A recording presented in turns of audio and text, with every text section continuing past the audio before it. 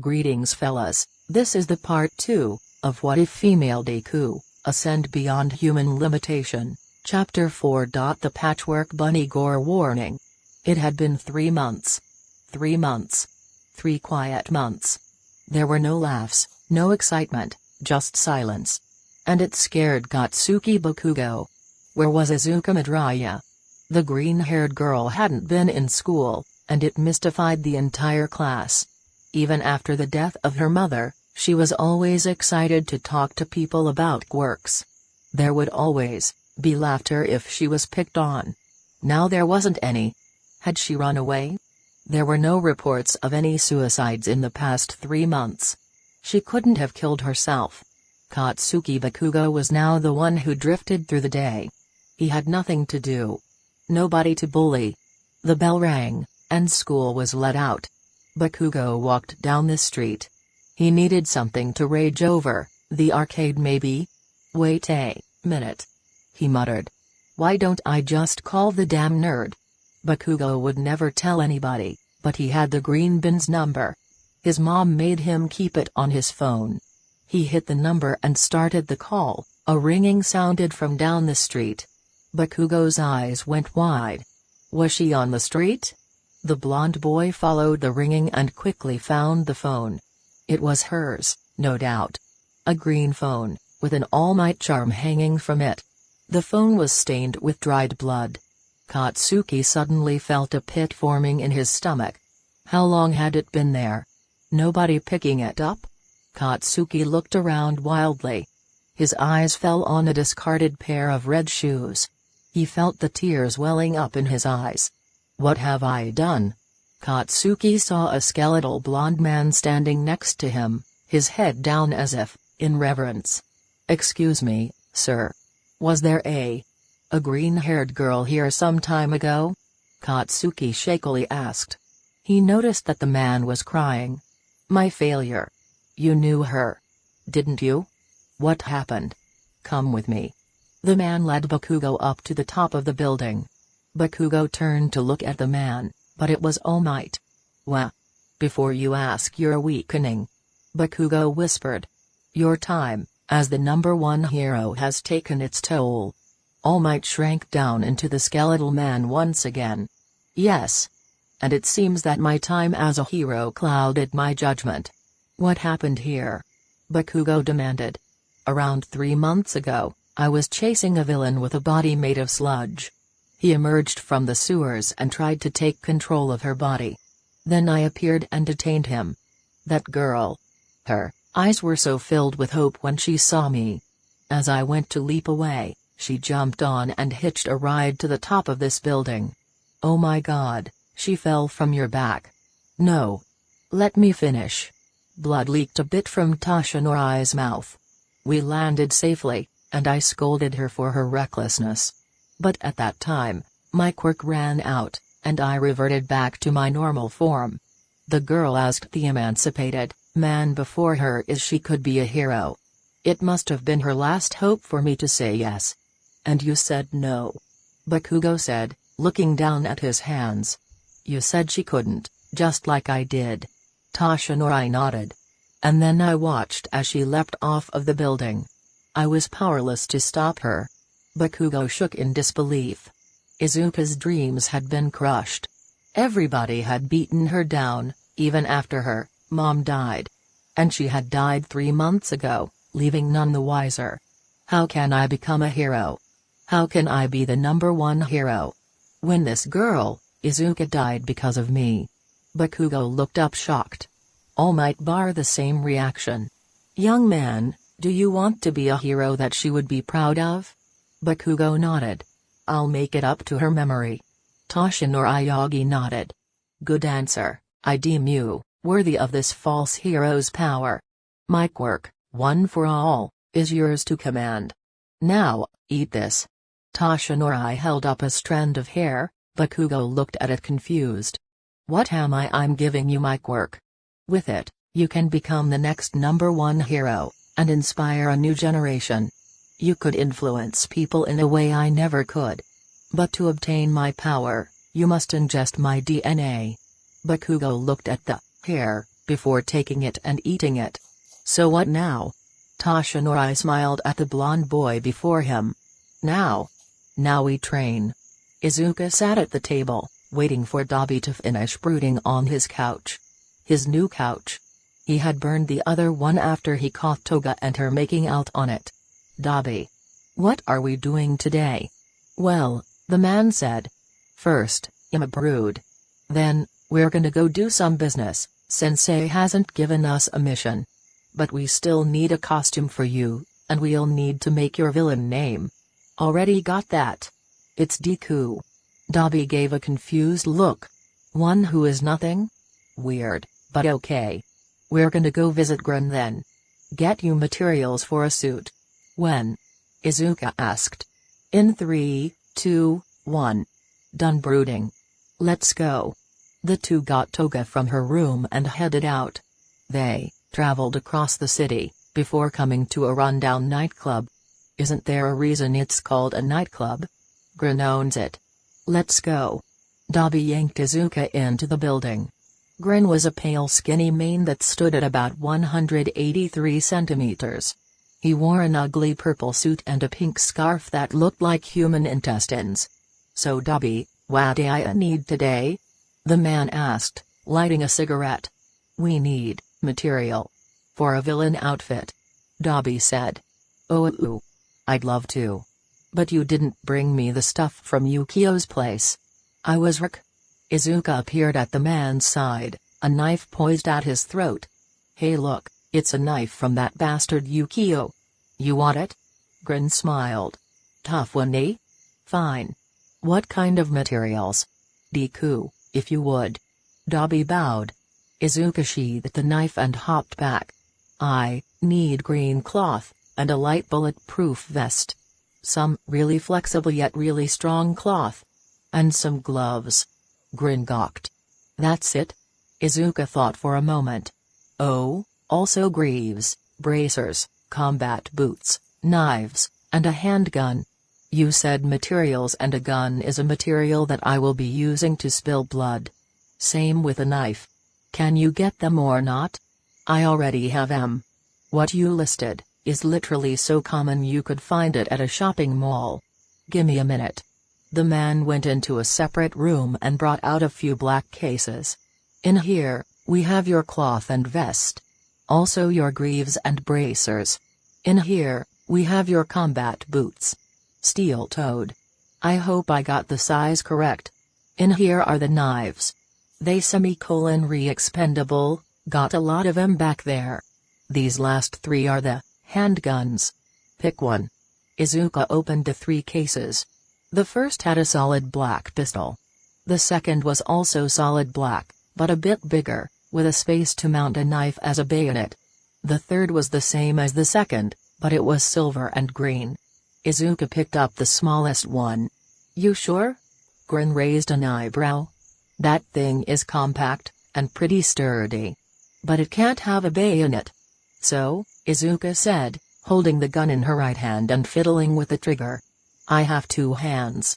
If I have my way, people won't get close enough to where I need a bayonet. Gren smirked. Okay then. This time your stuff is on the house. You'll be a regular anyways, now go. I have another meeting soon. Dabi let Izuka walk out of the room first. Thanks Gren. The trio made their way back to the apartments, where Izuka began making her costume. She took a green hoodie and the vest Gren gave her. Putting them together was simple, she then added floppy rabbit ears to the hood. She used the other fabric to make athletic pants. When she was done, the costume fit comfortably. On the back of her hoodie she painted a patchwork rabbit head. It was done. Huh, badass. Dabi said, looking at the outfit. But the hoodie won't give any mobility zipped up.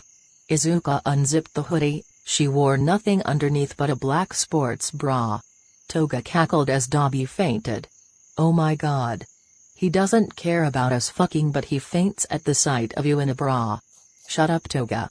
I wasn't expecting it. Dabi shouted, getting back to his feet. Okay, because you turned all of those Namu to confetti, we'll be going out today. Not like a mission, Just let off steam. Toga walked up to the confused Izuka.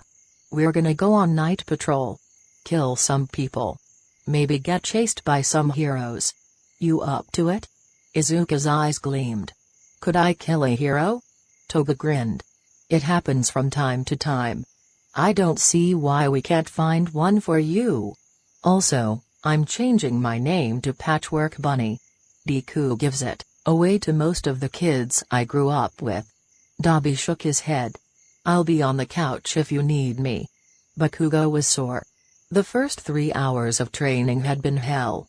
He was supposed to do that every day. This is gonna be tough.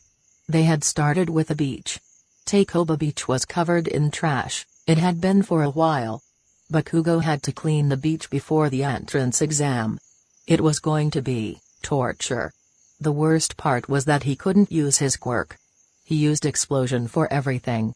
Now he couldn't rely on it. Bakugo rolled over in his bed and looked at his phone. There was currently a live broadcast on every news channel. Wonder what this is? Bakugo clicked the play button. The broadcast showed police cars surrounding a building. The body of a hero hung on the front. The newscast read: Hero killer strikes again. Bakugo almost threw up at the sight of the body. Why the hell would they show that on live television? Izuka shuddered with delight as she beheld the dead body.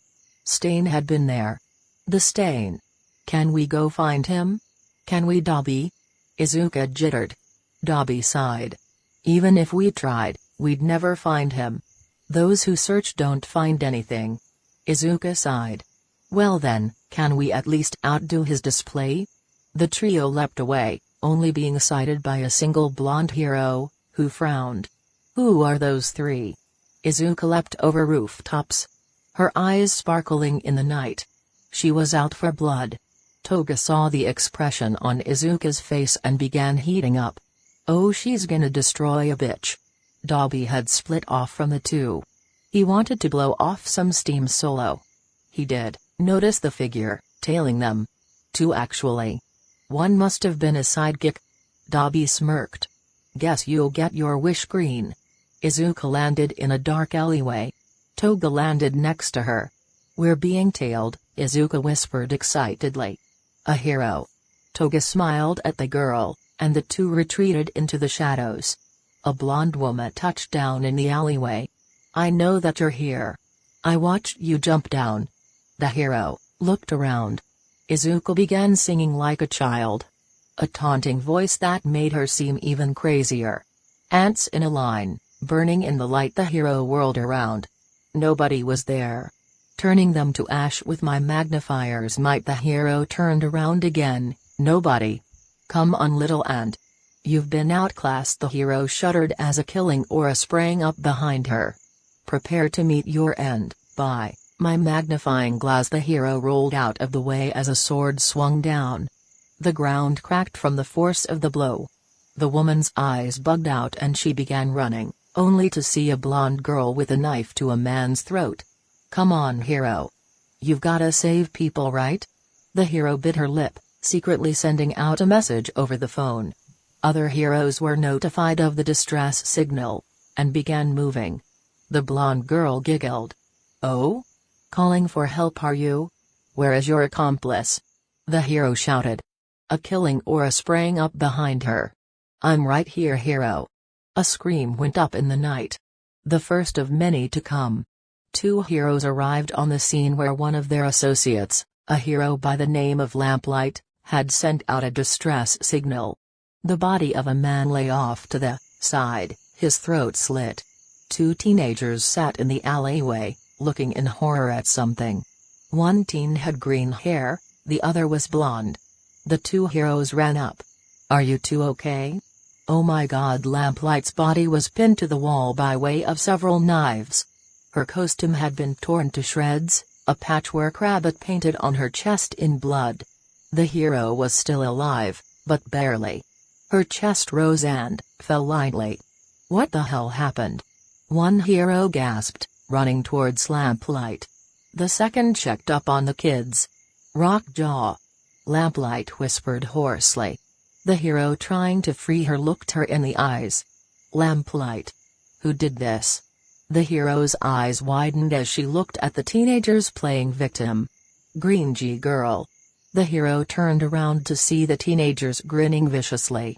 Oh no, Cyanica.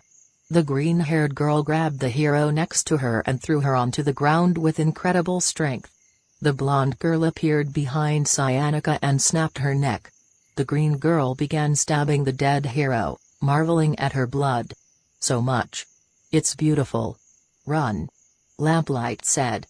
Rockjaw. Run. The hero tried to escape, only for two knives to pin him to the alley wall. The hero screamed in pain. Mr. Rockjaw. The green girl walked up to the hero. I'm a good girl, aren't I? The man shuddered. Miss Lamplight has been so bad. Tattling on us. The girl slithered up to the dying hero. So naughty. You weren't supposed to tell. The girl smiled brightly. I forgive you. Rockjaw watched in horror as the girl put her lips to the hero's mouth, making her go wide-eyed. Lamplight gave a gurgle of pain, and life left her eyes. Izuka had stabbed her in the heart. The girl drew herself away from the dead hero. Her mouth sparkling red with blood. She kissed the blonde girl next to her, sharing her prize. Oh wait. The girl grinned. We made Mr. Rockjaw sad. The hero shouted as Izuka pulled out a gun. Toga transformed into Lamplight. Open up, sweetheart. There was a bang, and Rockjaw knew no more. Izuka giggled in the alleyway. Toga transformed back into her normal self and kissed the green-haired murderer.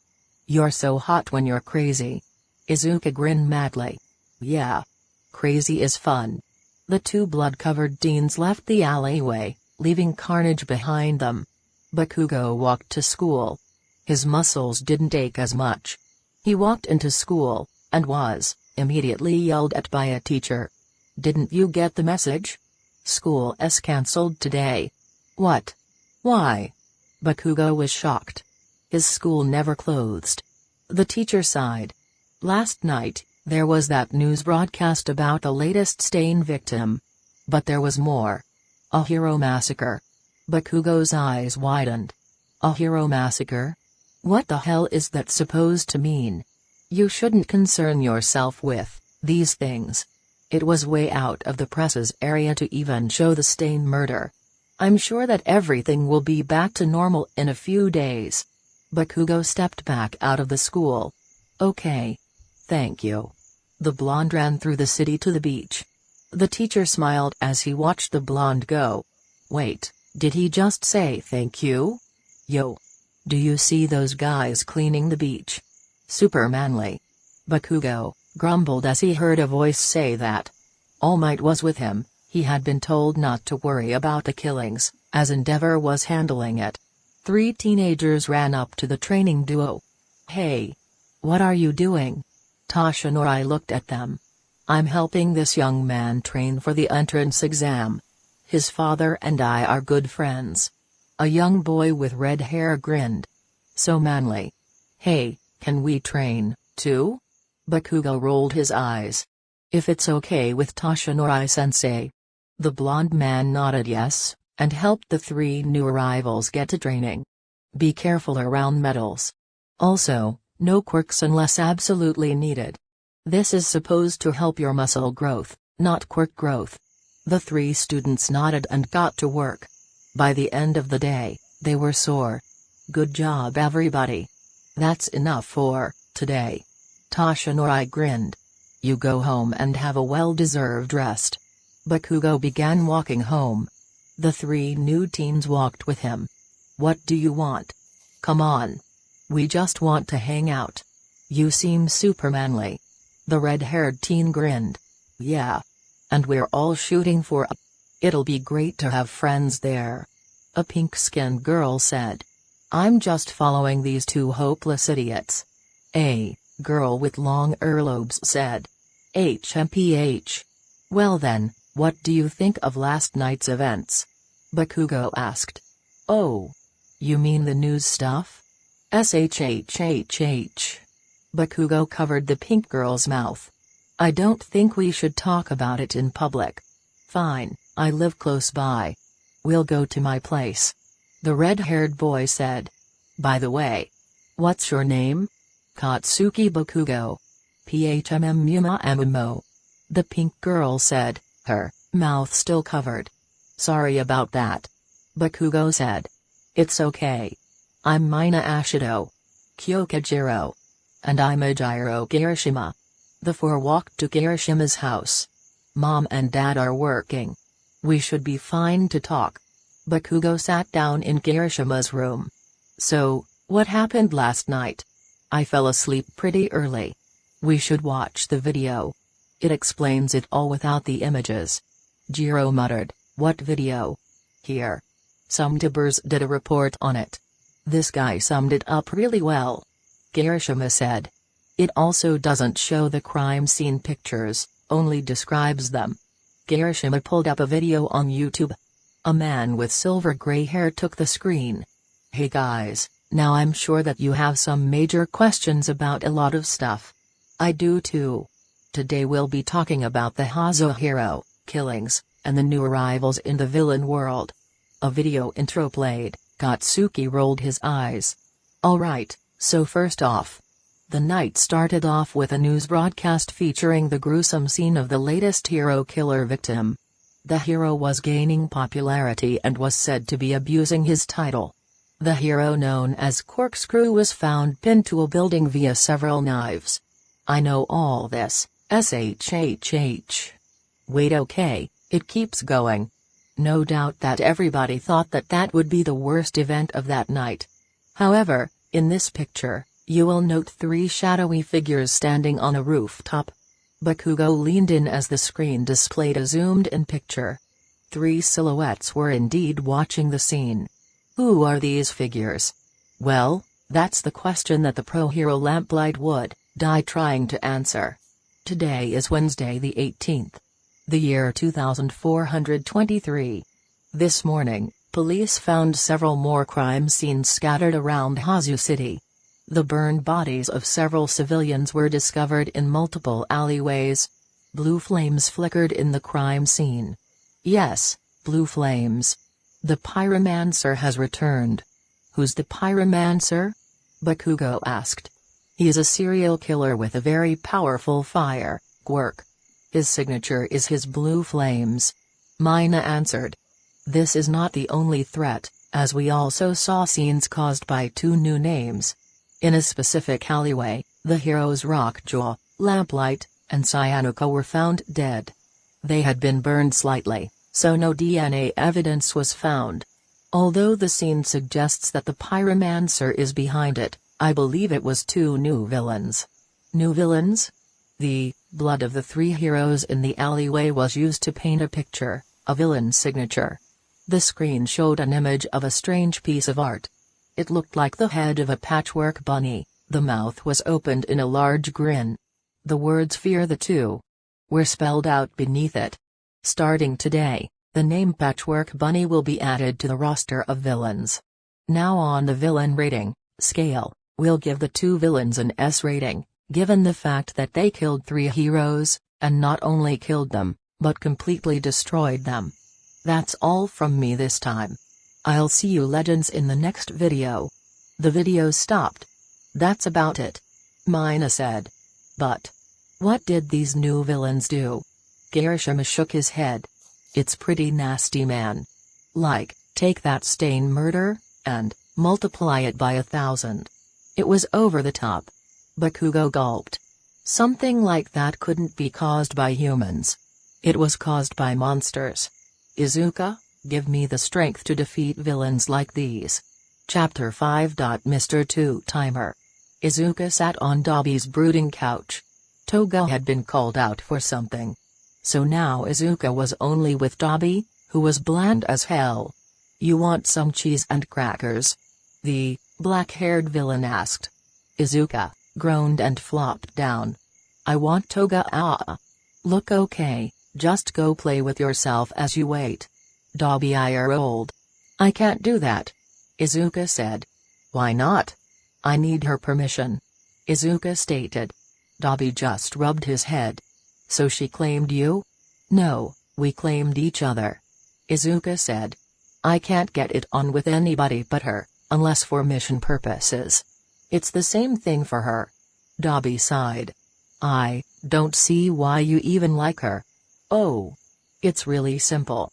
She's pretty, and crazy, and likes blood, and likes pain, and really likes it when I do this thing. Get your crazy off my couch. Dabi raised his voice. Just go to your room and snuggle down in something. Wait for her there. Izuka stood up and walked into her room, before walking out of it and into Toga's. What are you doing? Dabi asked, afraid of what the crazy girl would say. Izuka's head popped around the doorway. She held up a pillowcase that had a picture of anime Toga with her face covered in blood, tongue sticking out with a blush. Oh no. They're too far gone. Dabi groaned, as Izuka danced back to her room, Toga pillow in hand. So who's your favorite hero? Bakugo sat with Kirishima, Mina, and Jiro. They were at a small bakery in Kashi Ward shopping mall. Here, I'll go first. I'm a huge Crimson Riot fan. Kirishima grinned. Crimson was a great hero. Saved a lot of people in his day. I see why you'd like him. Bakugo said. I'm a fan of Present Mick. Jiro mumbled. No offense, but that's kinda obvious. Bakugo chuckled. I like Midnight. She's super cool. Mina said. She can be a little over the top, but she's still really cool. Have you seen her original costume?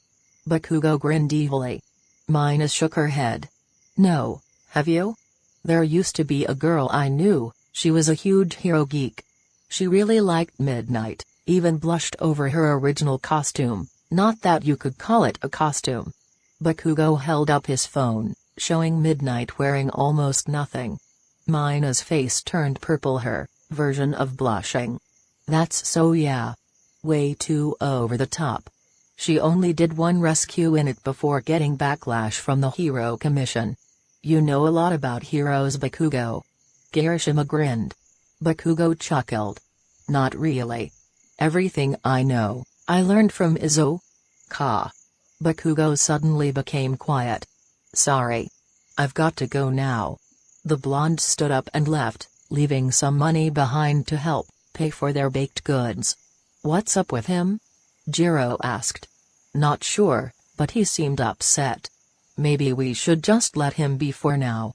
Kirishima said. It's not every day you meet a person who talks about a friend in the past tense. Izuka's ears perked up as soon as she felt the slight rumble of the downstairs entrance. Toga's home. Izuka might as well have been a puppy. She was so happy she was even wagging her ass like one. She heard Toga talking to Dabi, and then a shout. God damn it, Dabi. You should have let me know. The door was thrown open, and Izuka leapt into the blonde's arms. I missed you. So I've been told. Toga smiled. Your ass is wagging. Izuka pouted. You know how I get without you. Did you use the pillow? Izuka pointed to her bed, where the Toga pillow lay a bit rumpled with red lip marks on it. Okay, we should just go together. Luckily, I have a mission for both of us. Izuka's eyes gleamed. What is it? Are we hunting somebody? Toga grinned. Eventually. First we have to gather info. We're going to spend a week in Tokyo.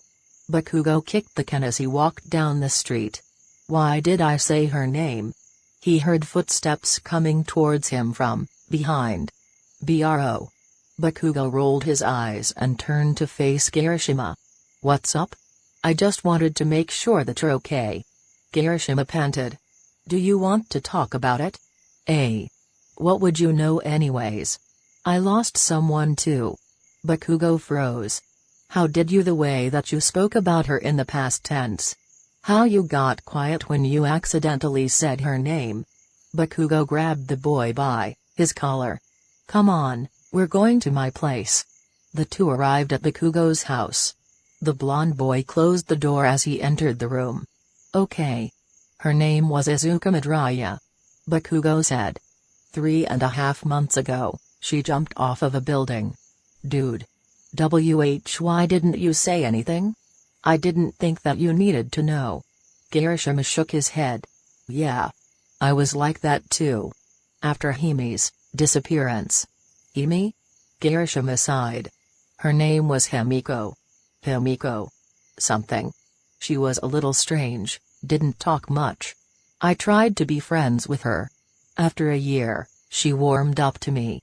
And when that happened, I realized that she was being abused. Her parents were beating her? Kirishima nodded. It had to do with her quirk being villainous. No matter what, she would always smile at me, and tell me she was okay. Then she disappeared. Bakugo frowned. I'm sorry. I had no idea. Sometimes it's best to talk to others. You should try. Bakugo smiled at the redhead. Maybe I will. Izuka lay on the bed. It was the morning of their first day in Tokyo. Kurogiri had teleported them into the city that morning, and they had checked into a hotel that had allied itself with the League. The mission was to scout a potential new member. Izuka looked at the file on their table. Jinbu Begawara. Alias, twice. Quirk, double. He could be very useful to the League. His quirk allows him to create copies of people, including himself. I think I found him. Toga walked in. Already? Relax. We're supposed to scout him, not immediately take him. Toga said. We'll make contact tomorrow. For now, let's have some fun. Izuka grinned as Toga leapt to drop her. Wait. Toga looked at Izuka confused. What is it? Izuka pointed at their room's couch. No Dobby. Toga giggled as Izuka got up. She was still in the greenette's arms, her legs wrapped around her back. She purred as they fell onto the couch. I fucking love you. Jinbu Begawara walked down the streets of Tokyo. His hair was tousled, his tie wrinkled. The man was a mess. Suddenly, a bus came from his pocket. Look, Jin said, answering the phone call. I already said that I don't have it. Hello twice. Jin froze. Who are you? We'll tell you that soon. Meet us in 2 hours. Bainabi Hotel. Room 73C. We'll be waiting. The caller hung up.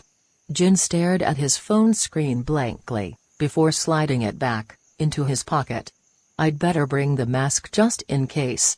2 hours later, Izuka and Toga sat on the couch in their hotel room. Bubegawara was late. Izuka was getting impatient. If I had known he would be late like this, I would have got out the whip. Toga blushed. As much as I love that idea, we know that we need to be professional about this. Jin is a man with untapped potential. Imagine what we could do with 2 of you.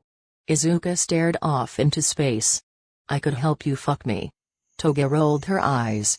You're in horny mode, babe. Snap out of it. It's recruitment time. A knock sounded at the door. Izuka put on a mask to cover her entire face, mostly for her scar. Come in. The door opened, and Jin stepped into the room. His hair now combed. His tie straightened and ironed. He had cleaned up. Wait, you two are kids. The man went wide-eyed. Aw shit. Have I been pranked? Toga smiled. Izuka chuckled. How did 2 pranksters learn about my alias? Jin was shocked. Jin. We aren't pranksters. Izuka said. So what are you? Did Akimora send you? Jin asked. Toga stood up with a smile. Who is this Akimora? Jin took a step back. Well, that was possessive. He's a guy I've been running from. What for? Izuka asked. Jin sighed. Toga pulled the chair over. Sit, I can tell that this'll be a long meeting. Jin sat down in the chair. I should probably start from the beginning. When I finally left the roost and began living on my own, I used my quirk irresponsibly. I generated clones to do my bidding. Eventually, the clones started growing their own consciousness, and a few went rogue. One ended up stealing a lot of money from this guy Akimora. He killed him and began tracking down all of my clones. In a panic, I killed my clones and began running. I eventually settled here, in Tokyo. The whole thing drives me crazy. I'm not even sure if I'm the original Jin, or if I'm just a toe-timer. Izuka and Toga were silent. Well? What is it? You obviously have something to say, so how many clones can you make exactly? Toga asked, shocking Jin. I guess when I'm pushing it, about 100. All the clones that were made kinda train my quirk a bit. Izuka nodded. Okay, does the number of clones vary depending on who they're made from? Yeah. How so? It depends on the person's power. See, I could easily copy myself, or any other civilian multiple times. If I tried to clone somebody like I'll don't. Toga shouted. Jin stopped mid-sentence, not noticing the dilated pupils of Izuka. Don't say that name. It makes Izuka go insane. Jin nodded, looking at the greenette who was calming down. Okay. If I tried to clone a top 10 hero, I'd be limited. But that also gives me a good read on my enemy's capabilities. Izuka looked at Toga. Okay, he'll be useful. What do you mean by Toga smiled at the man? Jin, we're part of the vanguard squad of a villain organization. We think that you'll help our cause quite a bit. Wait, a villain organization? Jin looked back and forth between the two girls. Okay, now I know this has gotta be a prank. 2 teenagers in a villain organization. Toga gave a fake smile. Yes. Are there any questions you want to ask us? Okay, I'll play along. Since you asked me about myself, I'll ask you about yourselves. What are your quirks? Izuka humphed. Don't have one. Never needed it anyway.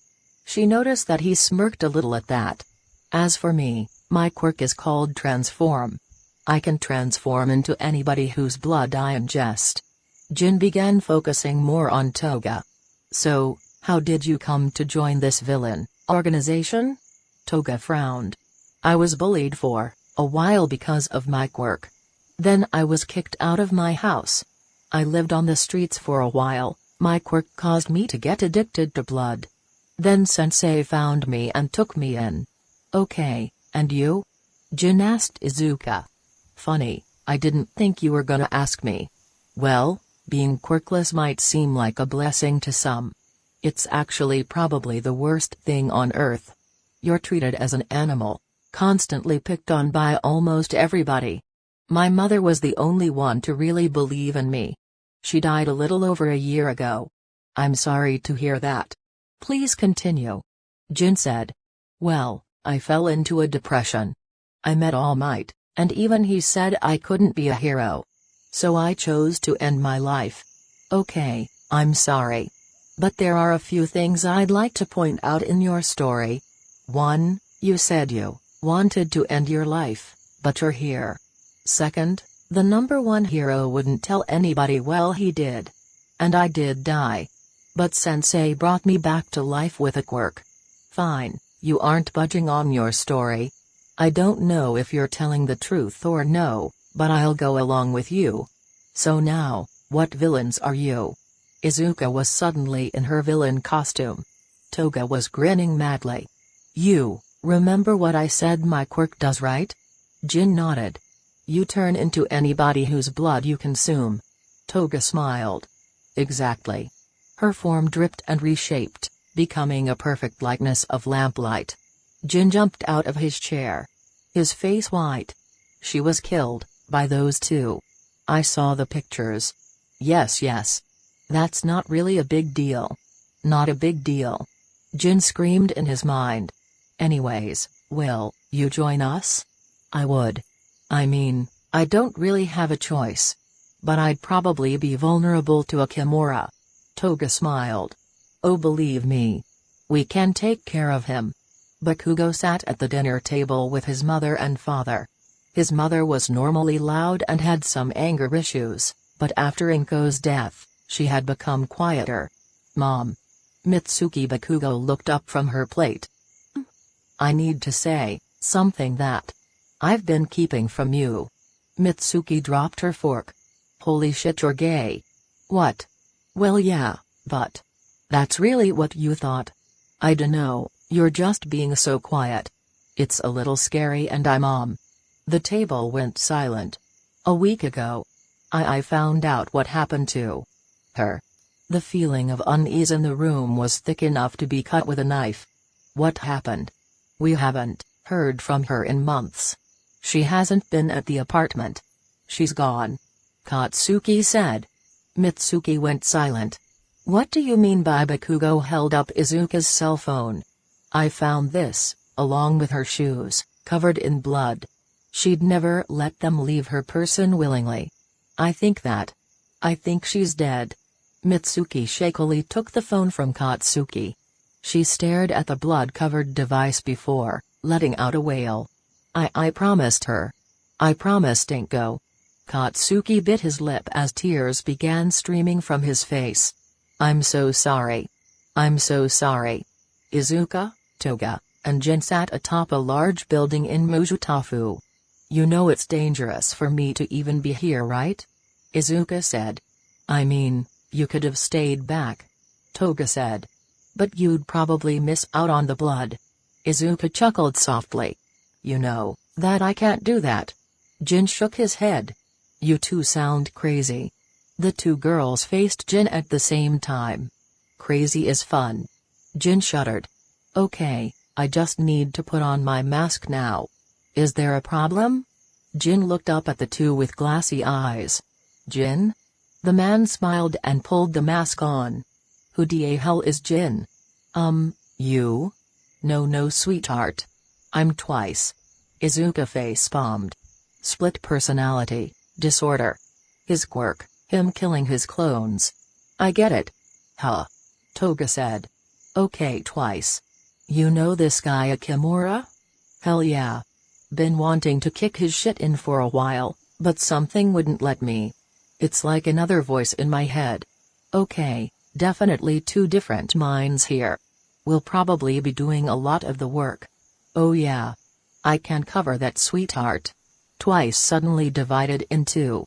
And then four, and on, until 30 masked clones stood before Toga and Izuka. Alright guys. We're finally kicking Akimora's ass. These two are gonna help. The 30 clones turned to look at Izuka and Toga. Well, Izuka said. This is gonna be fun. Toga pointed to a large building. Akimora lives there. He's been a double agent giving information about multiple villains to the police. He always reaps the benefits, making him a legal mafia godfather. He's also killed your brothers. We'll be taking him and his associates out tonight. The clones began moving towards the house. Izuka turned to Toga. What's this guy's quirk? It's called counter. Basically, he can call upon any quirk that's perfect for taking down another. But only one opponent at a time. Oh, I want to handle it. This is Twice's battle. But you can go crazy on the dude's henchman. Izuka grinned. You wanna come with? Sure. Can we do the kiss again? I was planning on it. The two teams disappeared from the rooftop. Izuka and Toga appeared at the back door of the house. The door was dislodged with a single kick. The two girls rushed in. The first floor of the house was devoid of any bodyguards, the second floor was also abandoned. He knew we were coming. A clone burst through the door and saw their confused expressions. He's got a bunker. The three ran down to the basement, where a steel door was locked. Izuka hot-wired the keypad and got it to open. 3 people ran out from the open area. Each was wearing a dark suit. One held a gun, the other 2 held knives. Go Twice. We'll handle these guys. Toga said. The clone ran off into the bunker, generating more clones as he went. The man with a gun shot at Toga, who easily sidestepped. Izuka was busy with the 2 men with knives. Huh. You're green, aren't you? Izuka grabbed one man's wrist as he stabbed and twisted, breaking it and causing him to drop the knife. She then kicked the knife into the air and caught it, using it to kill its original wielder. The second man rushed in, only to be met with a kick to the face. Izuka used a handspring and landed on the man's shoulders. She wrapped her legs around his neck and crushed him. Toga smiled as she killed the gunslinger without even looking at him. Well, at least he died with a smile on his face. The two ran into the bunker, finding and killing more henchmen as they went. Eventually they came to a large room, where Twice and his clones were beating up a well-dressed man. The original saw the two teens walking in. The clones left the battered man on the ground. "You aren't gonna kill him?" Toga asked. "I can't. It's too easy for me. You two can have him." Izuka walked forward. "Easy or not, I don't care." The girl held the man up by his hair. Tears dripped from his eyes as he beheld death. Izuka raised her mask just a bit, so that Twice wouldn't see her face.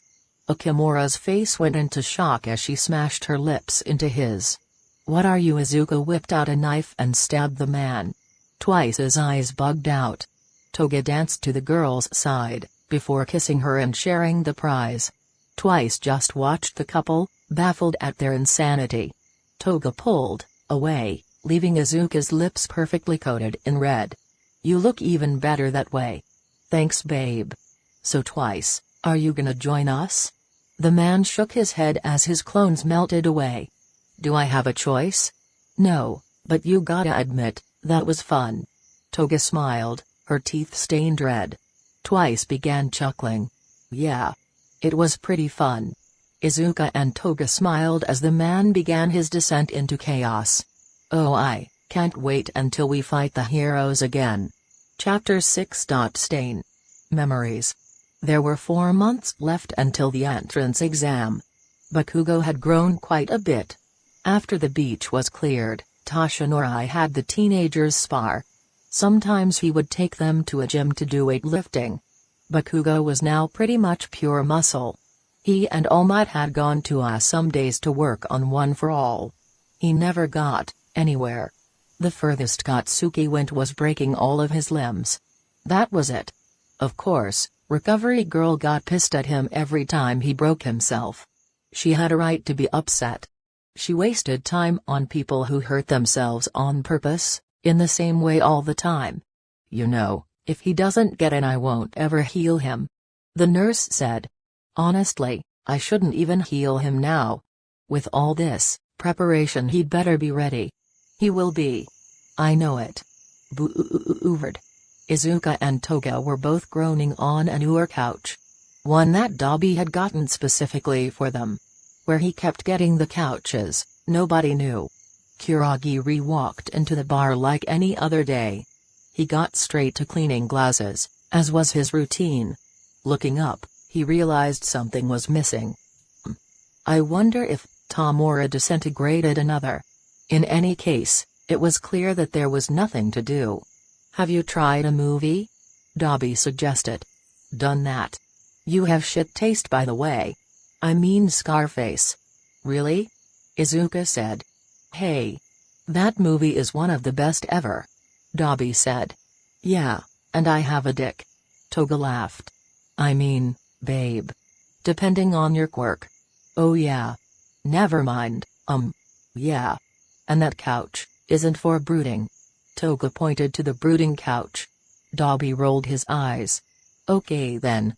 Jin said. "Have you tried cuddling?" "Yeah. We are right now." Toga said. "By the way, Izuka, your tits are growing." Dabi face-palmed. "Just go fuck each other already. Did it an hour ago. Didn't need to know that." Jin said. "So little to do." Toga grumbled. "Hey Izuka. Do you think that your green hair gives you away? Your identity, I mean." "No. We normally kill anybody who sees us." "Yeah. But what if somebody escapes one time?" Toga said. "I mean, just saying. We should dye your hair." Izuka shrugged. "Well, it's something to do, I guess." "Hey Dabi, got any hair dye?" "I don't use." "Yes you do." The fire wielder sighed. "Maintenance closet, top shelf, on the right. Hair stuff is there."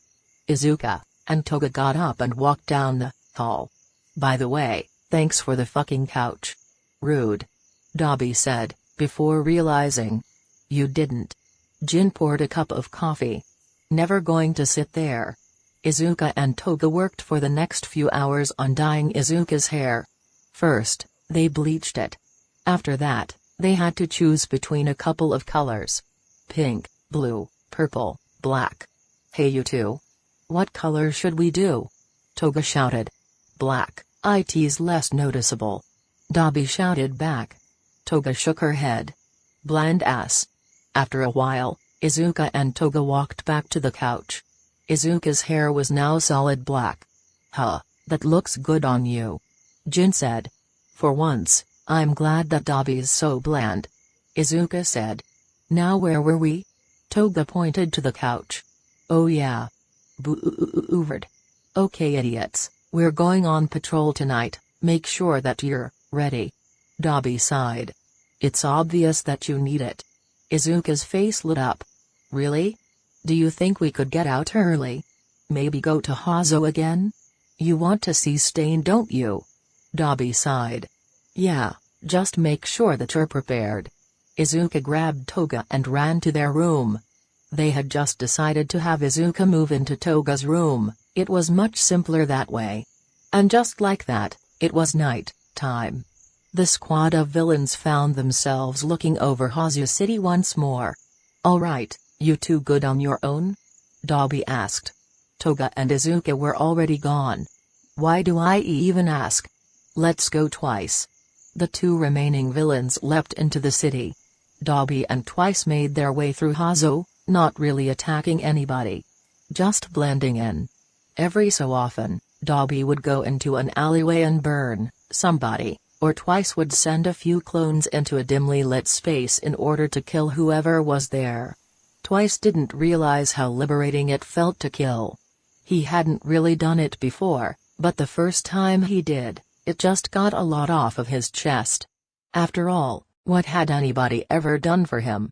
Killing made him feel more in control. I wonder what those two are up to? What do you think, Dabi? Knowing them, something stupidly crazy. Izuka and Toga had just left their third alleyway. They had killed 2 heroes so far. 1 vigilante. They left the bodies behind in each alleyway. Izuka was a little sad that she had killed the vigilante, as they were just fighting for actual justice, not popularity. But they had gotten in her way, so they had to pay the price. Izuka landed in the next alleyway. A hero in a green costume shivered against the wall. A red figure hunched over him, katana raised. Hey Izu, watcha, oh my god, it's him. The red figure paid them no mind, he just killed the hero in his clutches. Stain. What do you want? Certainly you cannot fight me, you're just children. Izuka grinned. Everything I hoped and more. You shouldn't idolize a killer. You may become one yourself. We were killers before we ever heard of you. Stain looked up and sheathed his katana. I have more business to attend to. You'd best stay out of my way. May we follow you? Izuka asked. The hero killer grunted. Do what you want. Izuka and Toga leapt behind him, watching as he managed to avoid any heroes. They eventually came to another alleyway, where Stain waited, before throwing a knife out randomly. The sound of footsteps drew close, and a hero appeared in the alleyway. Hero killer Stain. I'd know those knives anywhere. The hero dodged as a knife sailed past his head, only nicking his cheek. Today at the day that I will take you. Stain appeared beside the hero, licking his cheek and paralyzing him. He then proceeded to slit the man's throat. Izuka heard another set of footsteps draw near. Blue and red lights flashed at the end of the alley. This is the police. Come quietly and no one gets hurt. Stain said nothing. The police officer drew his weapon. I'm warning you, if you don't put that child's toy down. Izuka and Toga drooled as they felt the killing aura spring up. He is so cool. The hero killer appeared right in front of the officer, and swung his katana. The barrel of the gun was sliced clean off. Run little one. I have no quarrel with the police. Only false heroes. Stain was once again on the rooftops, next to Izuka and Toga. You two coming? Izuka's face lit up. Yes please. Toga followed excitedly. Can we help with the next kill? Stain just grunted. Here. We could take out a hero squad together. What is your conviction? Izuka stopped and looked at the vigilante. My conviction? You do understand, don't you? I want them to pay. Stain turned around to look at the scarred girl. The world? Yes. I want a world where everyone can be a hero, no matter if they're quirkless or not. Or at least I did. Now I want to watch the hero system crumble, and society with it. They've only fueled the fires of false hope. A killing or a burst out of Stain. Would that include killing All Might? All Might? All Might? All Might? The name echoed in Izuka's ears. She couldn't control her rage upon hearing it. A killing aura twice as powerful as the hero killers burst into existence. Never speak the name of that fake. Stain just nodded. Okay, noted. You may assist me. Your convictions are true. I don't know why you harbor hatred towards the symbol of peace, but that is your business. What about you? I want to help Izuka achieve her goals, and show everybody that quirks don't make a villain or a hero. Toga said. Stain nodded. Then let us go. You girl, show me more of the power your convictions hold. The three leapt into the night, leaving the body of a hero, as well as a shaking police officer behind. Dobby and Twice were currently blending in with the crowd again. They had had their fun, and were just heading back to the warp point. A trio of heroes ran past. Everybody move. Stain has been sighted not far from here. Clear the area. Dobby groaned. What did those idiots get themselves into? Come on, Twice, we'd better find them. Izuka sat on the edge of a building, watching as the three heroes ran down the street. She giggled as she saw them approach Stain's location. Showtime. The three heroes rushed into the alleyway. Nobody was there, or at least, visibly there. The heroes could feel a sinister presence. Drip drip droplet. Stain watched from the dark confines of the alleyway as Izuka approached. Some poison in my pocket. The heroes stood back to back, defending themselves from all angles. In a cupboard I lock them, you're dead eyes. The first hero gave a shout of pain as a knife sailed into his eye out of nowhere. Stain smiled as he watched the teenager knock the hero unconscious in seconds. He noticed that the girl was just toying with them. You're mine. A hero in a gray suit shouted, charging at Izuka. She was met with a strong kick to the jaw, sending her spinning into the alley wall. The other hero snuck up behind Izuka and grabbed her, before pinning her to the wall as he couldn't force her to the ground. You're coming with us. I don't care if I have to kill you. The hero said, holding Izuka's neck. The scarred girl blushed. Harder, daddy. What? The hero stuttered. No. I am a hero. I don't let things like that make me falter. Izuka grinned. Sure, buddy. The girl launched her legs around the hero's neck, drawing his face into her crotch and causing him to lessen his hold on her. But I'm not bound by your morals. Have a good death day. Izuka twisted herself, snapping the man's neck and killing him instantly. The last remaining hero stared at the demon before her. You aren't human. Izuka was suddenly at his chest. That's what everyone tells me. I think I'll save you for later. Izuka punched the woman in the chest, causing her to lose her breath. Izuka then grabbed the woman's wrists and tied them, before knocking her out with a kick to the face. Hey babe, I got you a new blood bank. Toga tiptoed into view. Can we do the kiss now? Can we? Can we? Izuka smiled. Yeah. Of course we can. The two walked over to the first hero that Izuka had defeated. He was still breathing slightly, just barely alive. Open up, pretty boy. Toga groaned in ecstasy as Izuka kissed her, blood flowing between their lips. I see now. Your convictions are powerful. I hope our paths cross again, little rabbits. Stain leapt away. Oi. What are you two doing? Dobby and Twice ran into the alleyway. Idiots. Well, did you meet him? Izuka nodded, her teeth stained red. He was super cool. He called us little rabbits. Dobby facepalmed. You'd be excited to be called that. Let's go. Why are you bringing that hero? Living blood bank. Toga grinned. No. Dabi, no. You cannot stop us. Wee. Izuka and Toga leapt off into the night, eager to return home with their prize. 1 month later. Pro-hero synergy, found. Bakugo looked up at the news broadcast. 1 month ago, the bodies of 2 pro-heroes, Wolfgang and Toxin, were found dead in an alleyway. Their partner was nowhere to be found, seemingly taken by the villains who committed the murder. A video of a woman with silver hair was pulled up on screen. The hero's pupils were dilated, her suit torn, her body covered in cuts and bruises. Today, authorities found the lost hero in an abandoned warehouse. She had been tortured cruelly. Synergy was unresponsive when asked who her captors were, and upon the mention of Stain and Patchwork Bunny, Synergy began screaming. We now go to her police interview. Tell us what happened. The screen was dark, except for one sentence. Recording only. I remember, the dark. The killer. They killed them.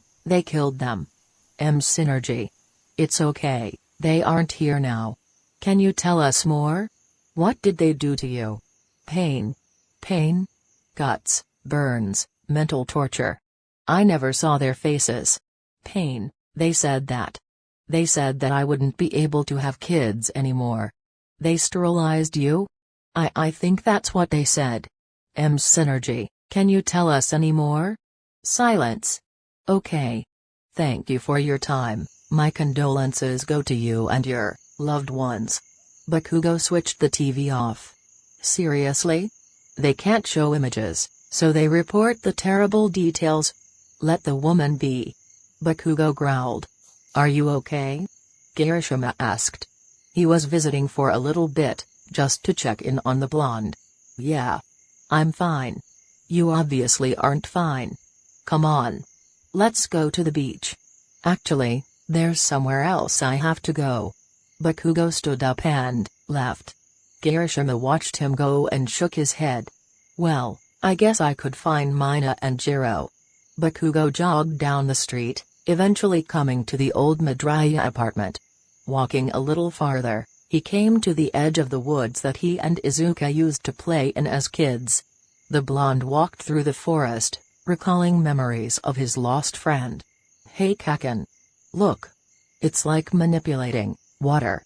An image of Izuka splashing in the tiny stream flashed across his mind. Manipulate? Yeah.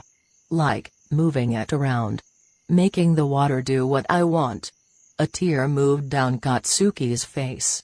That's really cool, Izo. The blonde walked over the log that they used as a bridge. It seemed so small beneath his feet. Hey Kaken. Look at that bird. Do you think that we'll be able to fly with our quirks? Ha.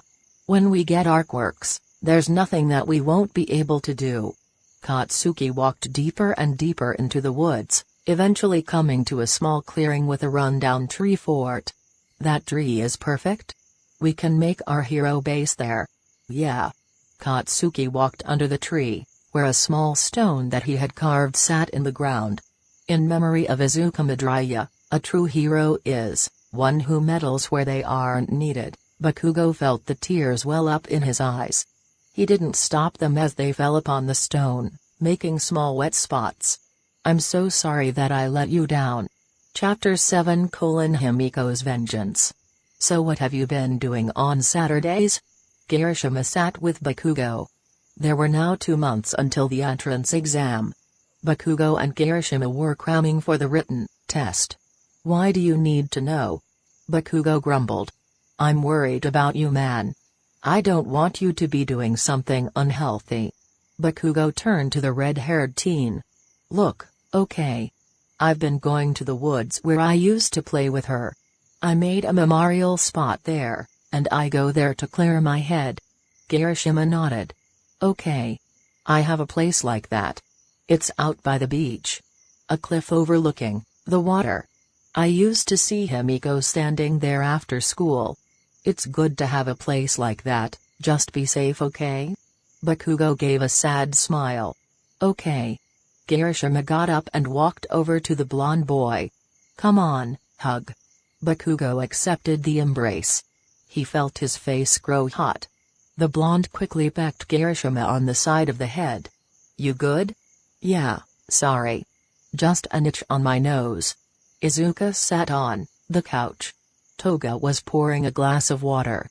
So Toga, I've been wondering, what is your conviction? Toga walked over to the couch. You heard me when we met Stain. I want to help you. Yeah. But don't you have anybody that you want to hurt? All the time. My parents, I want to kill them so badly. Toga smiled. She suddenly dropped her glass of water. Shit. I'll take care of it. Toga cleaned up the water before opening their refrigerator. Inside hung a number of blood bags. Toga took one and popped in a straw. Babe, are you okay? Toga nodded, a blank look on her face. Izuka noticed that she was shaking slightly. Come here. Izuka opened her arms. Toga shook her head. Toga, come here. Toga finished the blood. Her face contorted. Damn it. Izuka leapt up and ran to Toga's side. Toga, calm down. Get away. I don't want to hurt you. Toga cried. I need more blood, or else I'll go out of control. Izuka whipped out a knife and sliced lines down her arm. Take mine. Toga was speechless. She looked up into the green eye of her girlfriend. No one's ever offered. Take it. I want you to feel better. Toga lapped the blood off of Izuka's arm. Thanks. I feel better. Toga said. My quirk makes me ravenous whenever I talk about them. It's just. They still terrify me. I don't think that I can get close to them. Izuka rubbed Toga's back. It's okay. I lose control whenever I hear all HRRG. All well, you get the point. If you want, I can go with you to kill them. You'd do that? For a monster like me? Hey. You aren't a monster. You're a crazy badass who I'd destroy anything for. Toga kissed Izuka. Okay then. 2 days, then we'll go. Okay babe. You know that I love you right? Toga gave a genuine smile. Of course I do. Izuka gave the blonde a deep kiss. Good. Hey Izo? Can you come with me somewhere? It's a place that I used to go to a lot. Katsuki was going insane. Why? Wee. Pillows flew around his room. Explosions sounded. Hey, dude. Kirishima said, walking through the door. Just got here. Your mom says that you should. Why do I have a crush on him? Bakugo shouted, not noticing the redhead. He suddenly went silent and turned. His face turned bright red. You heard nothing. Kirishima leapt forward and hugged the blonde. I like you too. WESH should R really study. Kirishima chuckled. Well, we did plan for a late study night. How about we go on a walk first? Bakugo nodded his head, and Kirishima pulled him outside. Come Monday we can visit the spot I told you about. The two walked for a while, chatting all the way. So this place, it's a little ways past the beach. You have to walk through the sand to get to the path. The two walked down onto the beach. Kirishima led Bakugo over to a large outcropping. There were footprints in the sand. Looks like somebody's here. Kirishima said. The two walked up the pathway and arrived at the top of the outcropping, overlooking the beach. Two figures sat on the edge of the rock, one with long red hair tied back into a ponytail. The other had blonde hair that was let down. I guess you were right. There are people here. Bakugo said. It doesn't matter. It's still pretty relaxing. Kirishima smiled. The two figures got up and turned around. The blonde wore a face mask and sunglasses. The redhead had slightly pointed teeth and cat-like green eyes. Hey look babe, we weren't alone. The girl with blonde hair shrugged. What can you do? People like different places. The redhead laughed. Sorry about her, she can be a little numb, sometimes. Who are you? My name is Ejiro Kirishima. This is my friend Katsuki Bakugo. Who are you? The redhead smiled. I'm Shina Mayuko. This is my girlfriend Yumi Shodai. The blonde nodded. Sorry for interrupting your date. Kirishima scratched the back of his head. Oh, it's no problem. We were about to head home anyways. Before the sun set. Yumi has been studying abroad for a year. She just got back a few days ago. Today was our first date since she got back, but she's still having a bit of trouble with the time difference. So we're gonna head home early. Oh. I know. Can you take our picture before we go? Sure. Kirishima smiled. The redhead handed Yumi's phone to Kirishima, who snapped a picture of the two teens before handing it back. There. Have a good night. The redhead waved as she and her girlfriend walked away. You too. Enjoy the sunset. Yumi and Shinama walked along the beach, before heading onto the sidewalk and down the road. The two girls eventually came to an old rundown department store, where they slipped into a thin gap between two buildings, and emerged into a secluded space. Shinama's body melted away, revealing the form of Himiko Toga. The blonde rushed to Yumi's side. Are you okay, babe? Izuka ripped the blonde wig off of her head. He was right there. I could have killed him. But you didn't. Who was it? Katsuki Bakugo. My friend from middle school. But I'll save him for last. I'll wait until the last moment, where I reveal that I've been under his nose. I'll force him to watch as I kill the symbol of peace, and then I'll place his head on the Ultra flagpole. Toga shuddered. Sounds like you really hate him. Yeah, I do. Which will make him taste all the better. A warp gate opened on the wall. Izuka and Toga stepped through. 2 days later. Izuka and Toga stood in civilian clothes. Izuka wore sunglasses and her villain hoodie, with the hood down. The ears covered up the patchwork bunny on her back. Izuka was also wearing a black skirt, and thigh-high socks.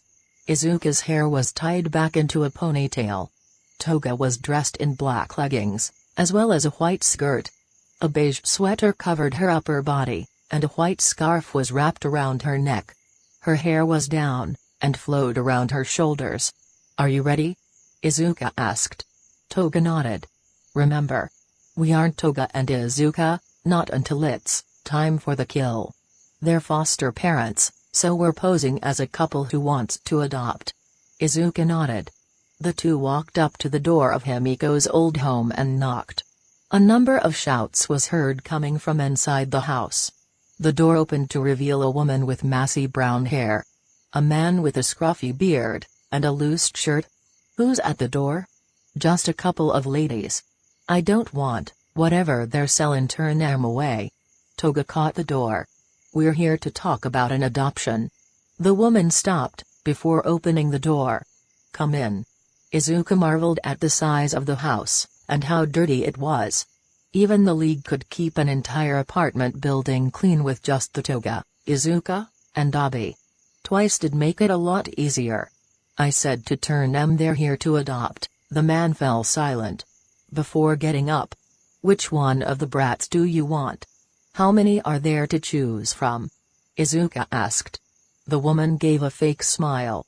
The 5 little monsters live upstairs. Let me introduce you to them. The woman led the 2 girls upstairs. They came to the first one. This little one has a delightful quirk. Very powerful. Very heroic. Fire quirks often are top-notch. Izuka passed the door without a second thought. Toga took a look inside to see a girl with red hair, shaking in the corner of a dark room. The woman led them to the next room. Another powerful and heroic quirk. This girl has telekinesis. Toga once again looked into the room. Nobody appeared to be there. But she could tell that the little girl was hiding under the bed. In here is a quirkless child.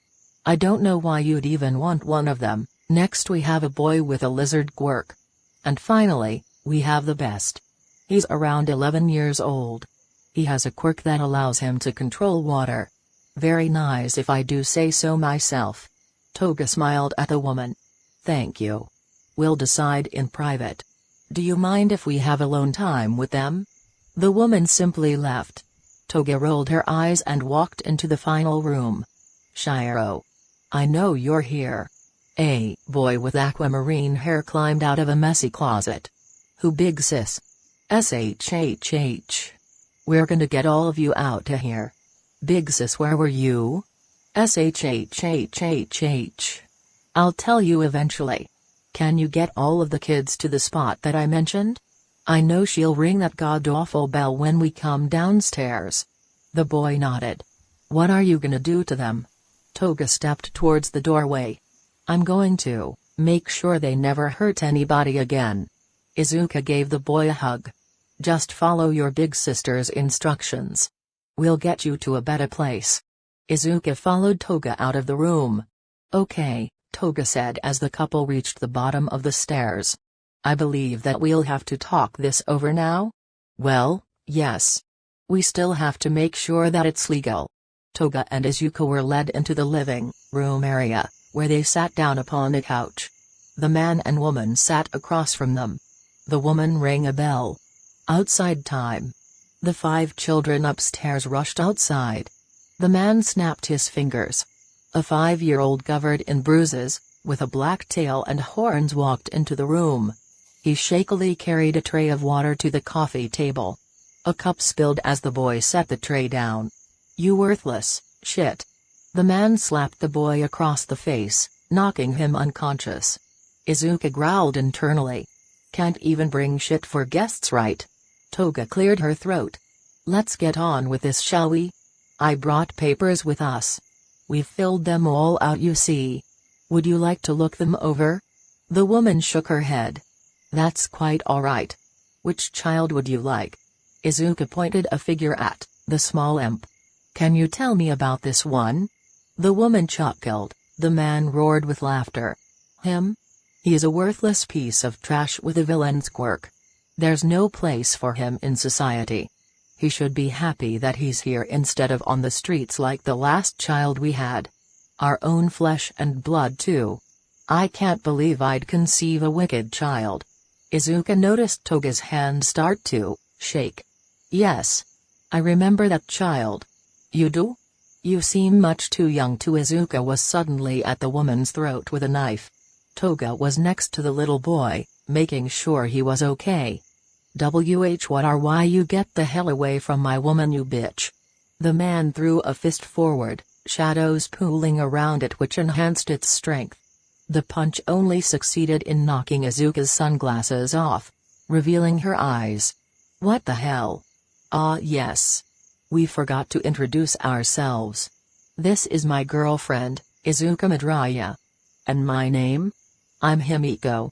The 2 adults went wide-eyed. Himiko Toga. But that was years ago. Toga's face became crazed. And I've been waiting so long. Izuka, take care of the boy.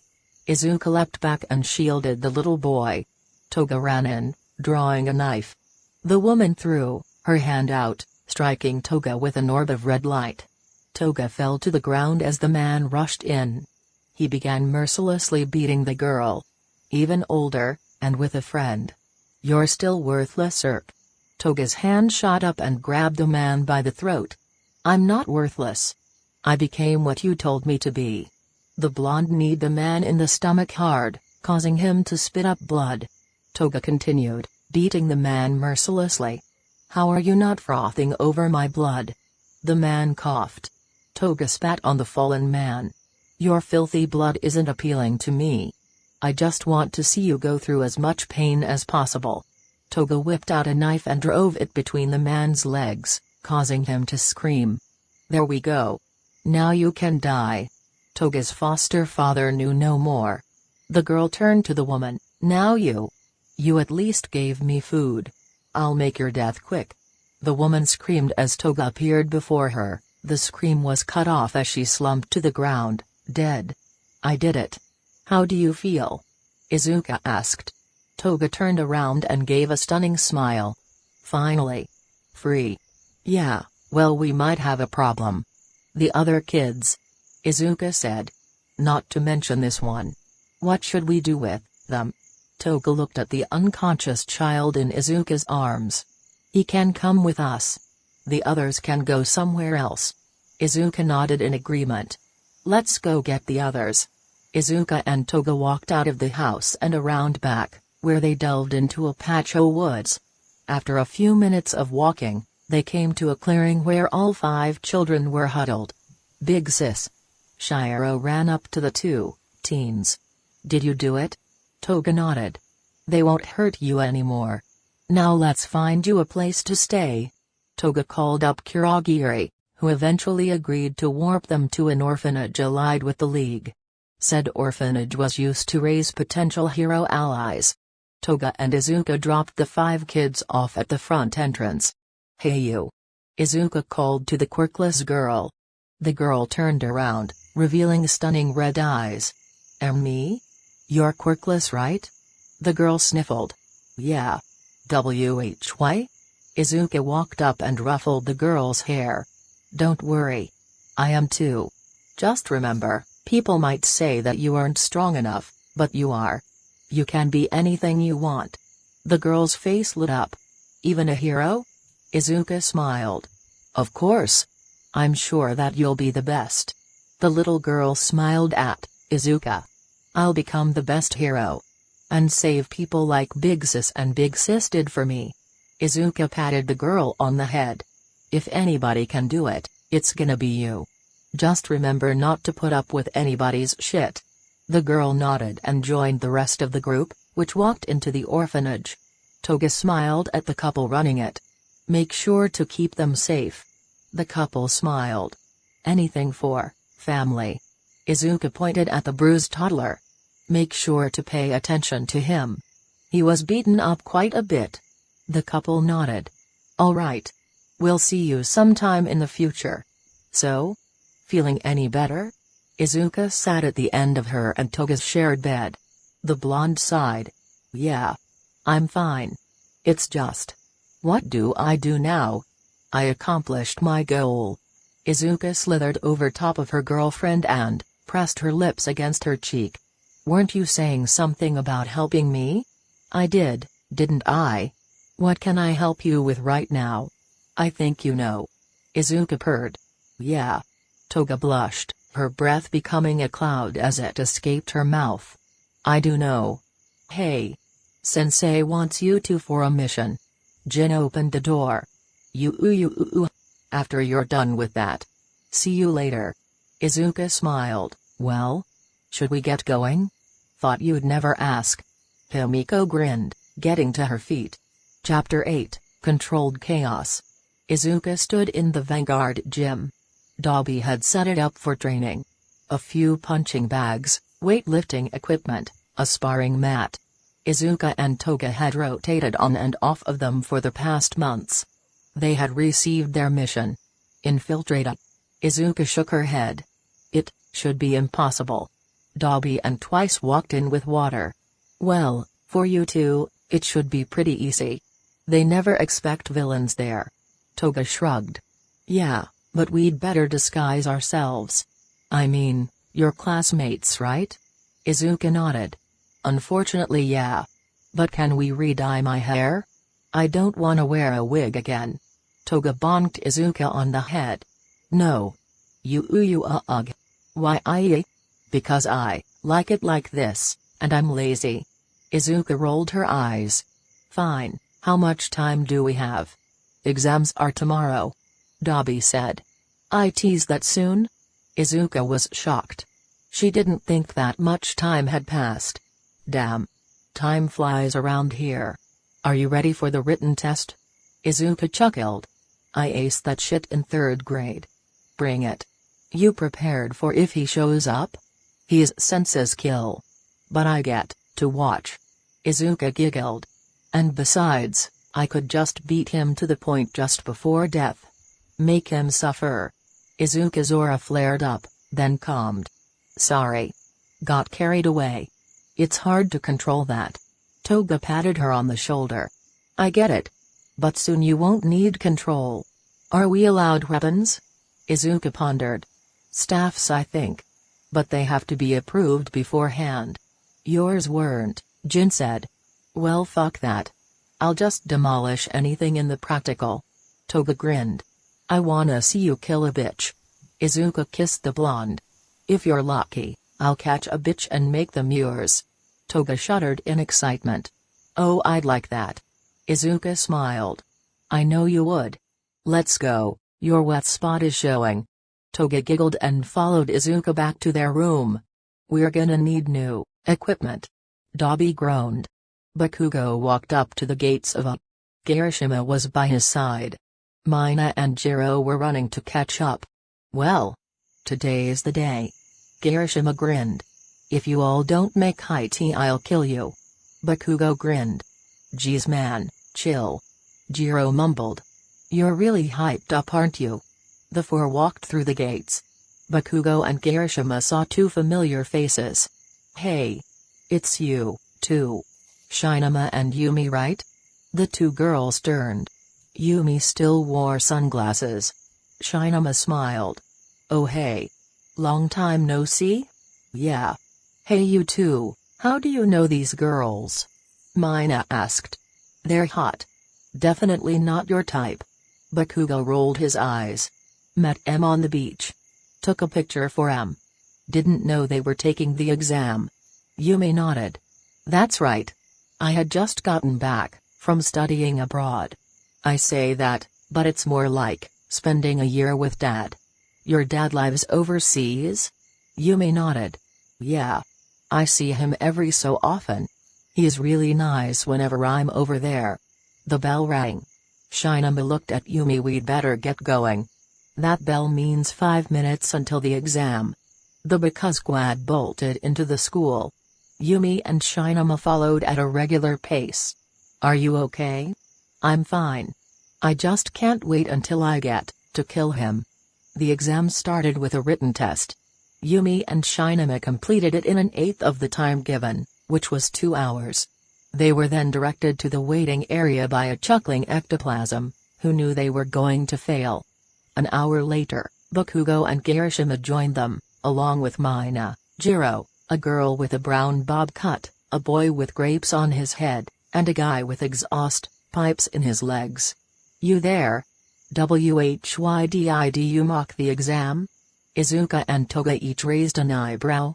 You rushed IT. You can't possible ace an exam in that amount of time. You're Ingenium's brother. Yumi said. Engines, that's the entire family thing, right? Why yeah. Try not to overclock them too much. They can give you speed, but they'll stall in about 15 seconds. The examinee nodded, a little stunned. And noted. The next 45 minutes passed, and the rest of the examinees came in. They were then directed into a large auditorium by the voice hero, Present Mick. The hero explained the rules and directed the students to the exam grounds. By some random chance, Yumi and Shinama were placed in the same test-taking ground. A group of students waited at the large entrance to the exam site. A few smirked when they saw Yumi and Shinama arrive. Look at the couple of ladies we have here. Dainty little things. A few catcalls. Hey babe, after this is done, you wanna hang out? Shinama put her hand on Yumi's shoulder. Let's get ready babe. The two girls both went to an unclaimed area and took off their shirts, leaving them in just athletic pants and sports bras. As they warmed up, a couple of guys began hitting on Shinama. Hey girl. You wanna go out with me? You've got really nice tits. Yumi glared. Back off fuckers. A couple of the examinees laughed. And what's it to you? I said back off. Leave me and my girlfriend alone. Girlfriend? One examinee laughed. This girl's mine. Let me show you why. The examinee threw a punch. Yumi took the punch in the face, but didn't budge. It just knocked her glasses off, revealing her damaged face. I said fuck off. The girl grabbed the examinee's wrist and pinned it behind his back, before letting her aura rage. The examinees ran away. The one in Yumi's grip was thrown away. He got up and ran. The two girls finished warming up. Present Mick appeared just as the starting bell sounded. The two girls took off running as the gates opened. First step, get weapons. Shinama nodded. Up ahead of them were 3 one-pointers. The two just smashed past them with brute strength. Yumi picked up part of one's shell. This'll work for now. Let's go. The two girls continued through the exam grounds, destroying robots as the other examinees began catching up. Within the groups of examinees, you see those who excel. Some collect information, others rely on speed. There are of course those with raw power. Keeping a level head can also help in battle. A short animal sat in a large chair, paying attention to a large range of screens that displayed the exam grounds. Certainly a bumper crop this year. Do you think that they'll be up to the task of being the world's future heroes? A woman asked. What do you think, Nezu? The animal smiled. I think that they'll do very well. Look at those two for instance. Nezu pointed at a screen displaying two girls fighting hand-to-hand with the robots. They weaved between explosives, dodged under slashes. The two used the robot's own movements against them. Pull up their file. Yumi Shodai and Shinama Yuko. It's listed here that Shinama's quirk is human mimic. A skeletal blonde man raised an eyebrow. What about the other girl? Quirkless. There was a beat. No way that girl's quirkless. She's so fast. A tired man dressed in black opened one eye to look at the screen. She's well trained. Maybe too well trained. Let's see how they react to destruction. Nezu pressed a large red button. Yumi and Shinama were already at 60 points each. They hadn't even lost a sweat. This seems too easy. The scarred girl said. Wanna find the 0-pointer? Her girlfriend asked. Yumi smiled. You know it. A tremor shook the area as a massive robot appeared. Yumi laughed. Look. It came to us. Several students ran by, each one not looking back. Yumi saw one examinee trapped under a piece of rubble. Babe. Get that girl. I'll handle the robot. But that isn't fun for Yumi pointed to an army of small robots barreling towards the girl. Yes it does. Shinama smiled. Let's go. Oh, and babe, one more thing. The girl tossed her friend a long piece of pipe. Shinama grinned wickedly. Hit that thing as if it were All Might. Is she laughing? A man dressed in a red suit pointed at the screen displaying Yumi. Seems like it. Nezu said. He saw the two girls confer, before the redhead threw her partner a pipe and said something. The girl's eyes dilated, and she disappeared. Interesting. Izuka laughed with glee as she tore the massive robot apart piece by piece. She had taken out the wires near its threads, rendering it immobile. She then began tearing away its armor bit by bit. Large metal plates creaked as she wedged her fingers under them and tore them off. Examinees watched as the scarred girl tore the massive robot to bits in minutes. Holy shit. What kind of power is that? Izuka giggled as she ran up to the massive robot's head. Show me if robots have blood. The girl smashed through the giant lens of the head.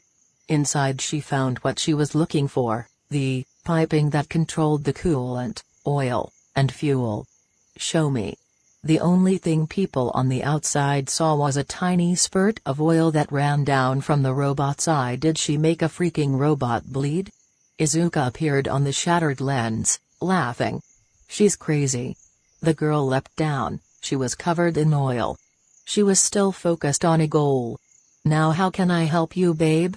The girl grabbed a large piece of discarded metal from the large robot and hurled it with incredible strength, wiping out 6 robots. Shinama emerged carrying a brown-haired girl on her back. Her left arm was slightly burned, and hung limply by her side. The other arm was being used to fend off robots. A one-pointer rushed the girl, who punched the head to bits. She then grabbed one of its spider-like legs and whirled around, using the body to smash an incoming 3-pointer. Shinama arrived at Yumi's side, before collapsing. You handle the rest, babe. Izuka felt her blood boil. You heard her. The aura of bloodlust that sprang out of her was strong enough to be felt by all of the teachers in the observation room. What the hell is this pressure? Nezu's eyes were glued to the form of Yumi, who was shaking with unbridled rage. I think we're about to see how great a quirkless can be. Izuka rushed into the army of robots. To everybody watching, it only took a moment for the robots to start flying. 3-pointers fired rockets, 2-pointers hurled bits of rubble, 1-pointers rushed in. Dodge, smash, catch, throw, repeat. Izuka caught 2 rockets and hurled them back at the robots, destroying 8. The girl ripped electrical parts out of the fallen robots, while she kicked active robots away. What the hell is she up to? Vlad King asked, leaning forward in his seat. The pro-hero power loader was watching as the girl fiddled with the massive wires in her hands. Is that? What is it, power loader? The hero gulped. That's 2 things actually. The first is an EMP. The second is a makeshift bomb. Izuka finished the EMP and turned it on, shutting down all robots in the area around her. Other robots rushed in to be shut down by the device. Izuka finished the makeshift bomb and threw it into the air, before covering herself with several pieces of robot armor. The bomb exploded, destroying every robot within range of the EMP. Did she just? No, look. She covered herself with robot armor. I think she's okay. The proctors gave a cheer as the girl got up from the destroyed zone. Power loader grinned. Nezu, I want her. Noted. Izuka and Toga appeared in the apartment building. I can't believe you got hit by a rocket launcher. Hey. When there's 20 of those fuckers coming at you, one's gonna hit. Izuka pulled the blonde wig off of her head. Great, it's off, again. How do you think we did? Toga smiled. I think we did well enough to get in. Power loader gave you a lot of praise. Maybe support for you? Then you'll need to come up with some excuses. Kuragi re-warped into the room. Sensei says that when we attack, he wants Izuka there. You'll need some good excuses for your scar and your absence if you get in. Izuka nodded. Noted. I'll just say that I got the scar in an inventing incident. The absence, I can say a relative past. Eh? Dobby sighed. It's better than nothing. Funny. It's so bland that I thought you'd like it. Toga grinned. Shut up. So dude, how do you think you did? Mina walked alongside her 3 friends. I definitely got in. Jiro said. I have to get in. Otherwise I wasted all that study time. Kirishima grinned. Yeah. I fucked a bunch of robots up. I hope it's enough to get in. Bakugo said. Bakugo. Of course you'll get in. Kirishima turned to Mina. How do you think you did? Mina grinned. I guess we'll have to wait and find out. Izuka and Toga leapt through Tokyo. They had moved from Hazo, didn't want to kill in just one place. So, who are we killing tonight? Toga asked. Izuka's eyes crinkled. Whoever we want. The 2 spotted a figure jumping along the rooftops towards them. Looks like we've got one. The figure pursued them for a while, before they landed in an alleyway and hid. The person landed behind them. Izuka heard a phone being dialed. Hey. I think I'll need assistance. Come to this location. The person hung up the phone. Izuka could now see that they were in fact a hero. A rather popular one, that went by the name of Crucible. Little bunny, hopping in the forest. Crucible fired a blast of his quirk, magnesium, into the alleyway. Izuka kept taunting him. So many have been stained, so many before us. The hero fired another blast, which again hit nothing. Stained red with blood, just as they should. Come on little bunny, let me add you to the list. Izuka hurled a knife at the hero, who deflected it with his quirk. The girl leapt out of her spot in the alleyway, swinging her sword and hitting open air. The hero dodged and third to counter, but found that he had a knife protruding from his hand. What the oh? The hero screamed as Toga appeared out of the alley and slashed the backs of his ankles, severing tendons. The hero's legs buckled under his own weight. Thanks babe. Now, should we make our scene? Toga kissed Izuka and pulled out 4 knives. Let's do it. A squad of 5 heroes appeared on the scene where their associate Crucible had sent for help. They went by the names Whirlpool, Jetstream, Null Heart, Negative, and Counter-Strike. The 5 heroes walked into the alleyway to find a terrifying scene. Crucible was pinned to the wall with several daggers. The hero was breathing softly as blood trickled from a gash in his chest. What the hell? I've only seen one scene like this. Glad you could join us. The 5 heroes looked up to see a teen couple sitting on the rooftops. The milky white eye of Izuka seemed to analyze their soul, even if it didn't actually function. Shit. Multiple daggers flew from the couple. The heroes barely managed to dodge them. Whirlpool looked up to see the incoming blade of a katana. The 4 other heroes watched as their comrade was killed. Izuka giggled madly, marveling at the crimson blood. So beautiful. She's a monster. They both are. Toga gave the 4 heroes a chilling grin. Which one do I want first? You monst GGGHHH. Negative fell to Toga's blade. The girl stood before the heroes, blood splattered lightly on her face. You heroes have the most beautiful blood. Fight back. Null Heart rushed in to attack Izuka, but was parried with the katana.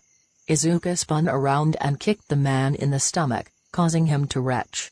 Jetstream launched a blast of air at Toga, who threw a knife so perfectly that it cleaved through the air blast and stuck into the hero's hand. Counter-Strike's quirk only worked when she was hit. It seemed that the villains knew that, as they began throwing the 2 heroes around, using their own attacks to injure her, as she injured them. Fuck. There's no choice. Go all out. A blood-curdling aura flared up out of nowhere. Izuka rose behind Null Heart, her face clouded over, only her green eye shining through. If you insist. The hero was sent into the air, where Izuka began playing a game of kicks and punches, making sure to not let him touch the ground. Bouncy bouncy bouncy. The scarred girl giggled. I wonder, how long before you explode? Toga was busy immobilizing the remaining 2 heroes, who looked on in horror as Izuka beat Null Heart to a bloody pulp. The body of the hero finally hit the ground with a wet thud. Beautiful. You made my boots red. Izuka stepped up to Jetstream, who was still very conscious. The girl thrust her mouth onto his, before stabbing several knives into his chest. The first wave of blood she drank, the second and third she shared with Toga. A monster. Izuka smiled at Counter-Strike. Fake. The woman met the same fate. Toga looked at the scarred girl, who was busy rubbing the blood of the dead heroes all over her. The blonde blushed heavily, before going to kiss Crucible and killing him. Did I say you could kill him? Toga shuddered in excitement. Her body heat suddenly spiked upwards. What are you gonna do? Izuka grabbed Toga's chin and thrust her tongue into the blonde's mouth. After roughly 3 minutes, Izuka broke contact. I think you know. You get the collar, when we get back. Toga kissed Izuka back. Please. The morning sun shone brightly on the city of Tokyo. A man going through his morning walked out to drop the trash in the alley dumpster. As he turned around, he froze. The bodies of 6 heroes were placed in different positions, their eyes wide. Crucible was pinned to the wall with several knives. Jetstream and Counter-Strike were propped up, beneath him, their lips locked together. The bodies of 6 heroes were placed in different positions, their eyes wide. Crucible was pinned to the wall with several knives. Jetstream and Counter-Strike were propped up, beneath him, their lips locked together. Negative and Whirlpool both had their costumes torn, and lay together, as if they had just gone around. And the destroyed body of Null Heart lay in the center of it all. A large picture of a patchwork bunny painted in blood dominated the alley wall. The overall horror of the scene before him made the man scream. He would never recover. A message was written, around the alley walls in blood. We had fun tonight. Hope to see you soon.